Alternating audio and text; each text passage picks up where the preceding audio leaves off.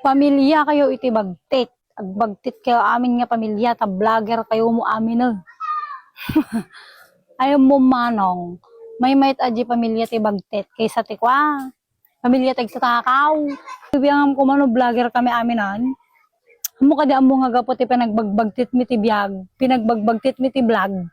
Nagkaroon kami ti balay, nagkaroon kami ti lugan, si mayat basi ti panagdiagme.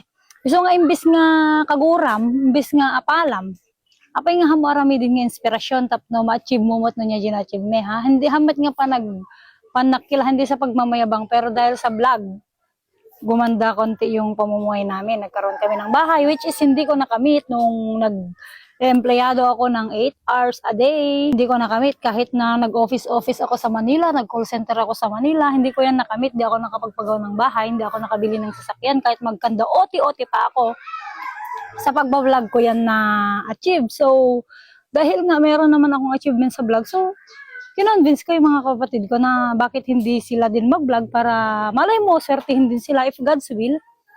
Makamit din nila kung ano man yung nakamit ko sa pagbablog. Hindi naman masamang maging vlog kasi umaarte.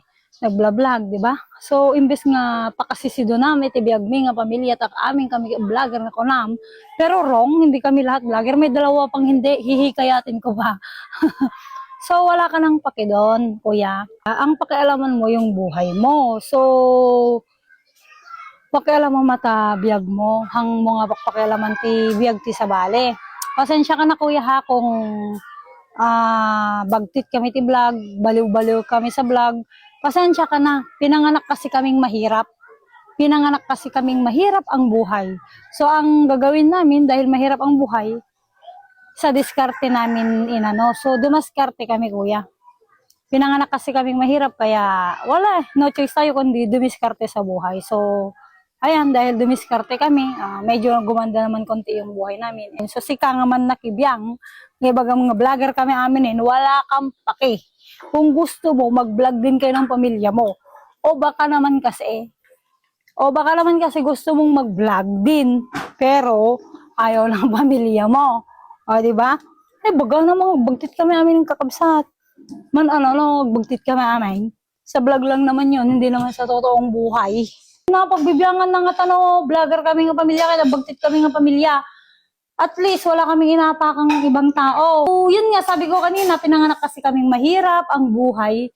So, no choice kami kundi dumiskarte. Sabi nga nila, kapag marunong kang dumiskarte, mabubuhay ka. So, wala kang pakialam. Kung gusto mo, baka naiinggit ka lang kasi nahirapan kang mag-vlog o kaya walang views. Imbis na mainggit ka, gagawin mong inspirasyon yon. Kaya mo rin, di ba? Pagtit nga pamilya ko nang among ko na natin Then nag-comment lang na, agbagtit kayo nga pamilya, pati niinang mo, agbagtit ko na. Ha? Lapo, pagpapaysan sa mo, baga na dyan nag-comment niya, mat ninang ang mga ibabay.